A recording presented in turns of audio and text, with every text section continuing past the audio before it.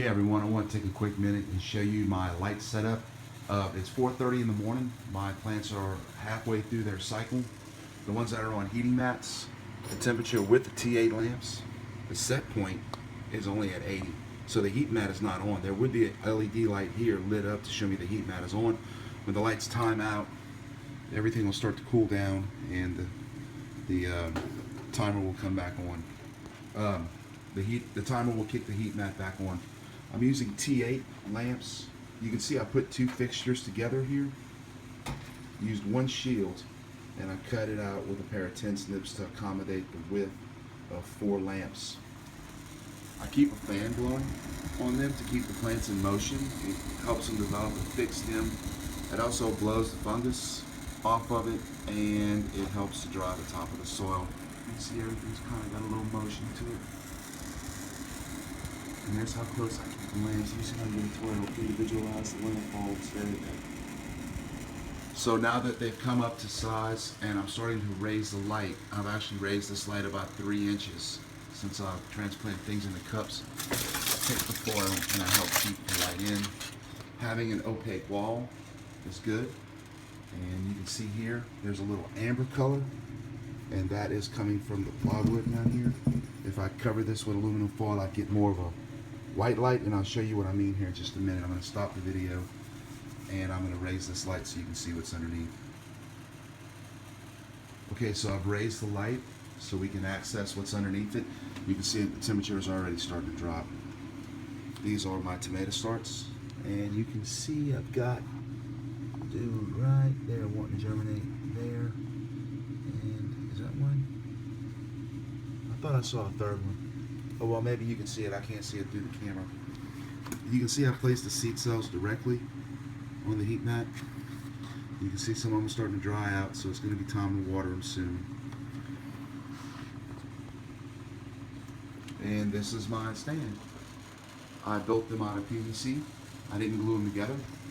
You're going to have to find an X if you want to build these. And this fitting here, it's an elbow, but it's got this piece that goes up. Let's see if you can see what it looks like. I found them at Lowe's. The fans I got at Walmart. And the timer purchased at Walmart also. It's only a 15 amp configuration.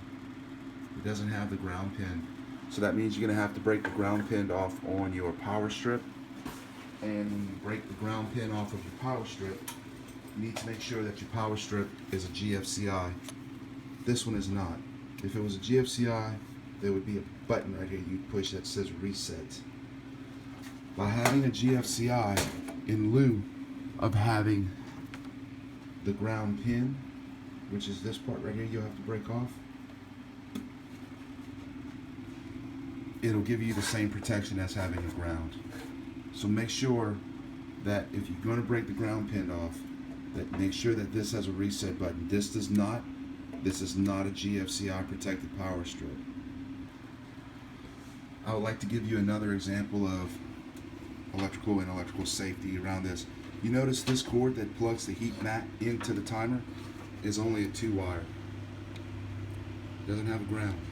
But the power cord for the timer itself goes down and has a ground.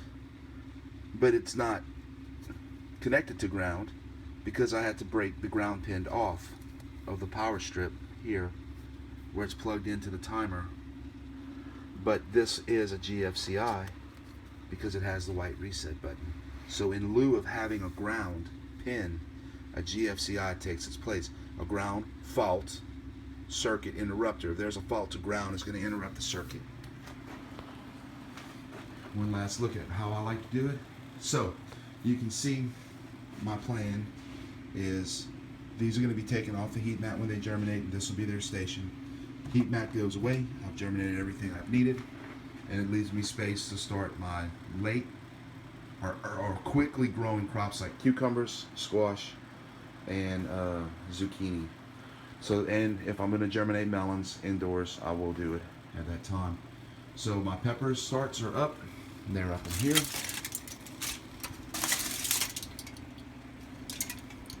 Oh, and like I said in an earlier video, remember, you get 72 seed cells, and I can put 2 trays out under my lights. So that's 144. I can only keep 18 plants for each side, so that only gives me 36. So when you're thinning and you're deciding which ones you're going to keep, you pot up to the cups. I like to use the cups. You want to pick your strongest, and I always hang on to a few extra just in case I have a catastrophe. They'll stay tiny as long as you keep them in the seed cells, and you can keep them for a little while longer. But once you pot them up, you can see how much they grow. You give the roots room to expand, the plant is going to get bigger. You're going to have to start raising up your light. So I'm trying to have the timing on this correct, that when I put these plants out, they're not going to be 24 inches tall or this big, huge plant. I'm trying to keep them tiny so that they're about the same size as starts I would buy at Home Depot or Lowe's or one of your big box stores when you're going to go and spend money on buying transplants. These were all germinated from seed, of course, obviously. So I just want to give you guys a few ideas of how I like to do it. And please leave comments and share if you have some better ideas or how you like to do it. Thanks. Have a great day.